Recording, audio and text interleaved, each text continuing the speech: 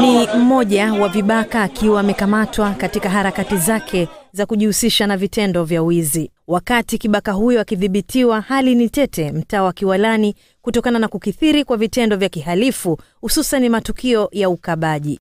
Clouds TV imetembelea eneo hilo na kuzungumza na baadhi ya wakazi wa eneo hilo. Kuna vijana ambao wanasumbua sana watu usiku, labda pengine ulinzi shirikishi ungezidi kuimarika kidogo, ingekuwa afadhali. Kwa sababu hata watu wakitoka makazini usiku wanakabwa, wanaotoka alfajiri kwenda misikitini wanakabwa. Kukosa ajira ndio maana vijana fanya nini? Wewe zaidi.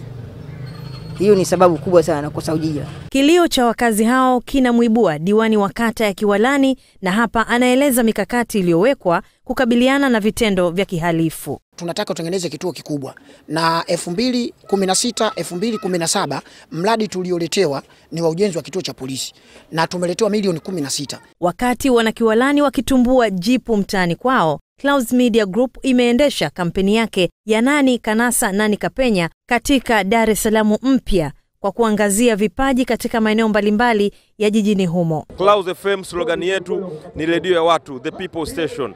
Kwa hiyo watu wenyewe ndo hawa. Tunasema tunawafungulia watu dunia. Lazima tuje tuwafungulie dunia hawa wakazi wa Dar es Salaam mpya katika maeneo mapya. Na ndio maana sasa unaweza kuona kampeni yetu ya Nani Kapenya Nani Kanasa, ambayo tunakuja huku kwa ajili ya kutafuta vipaji lukuki. Na hivi ndivyo baadhi ya wasanii walivyoguswa na kampeni hiyo. Ni kitu kizuri kwa sababu wanakwenda kugundua vipaji vya vijana. Kwa mfano kama mimi leo nimekwenda pale juu, watu walikuwa wanifahamu kabla sijapanda pale, watu walikuwa wanijui, hawamjui Masai kwamba anakamua ile mbaya. Lakini nimepanda, Clouds wameiona hiyo.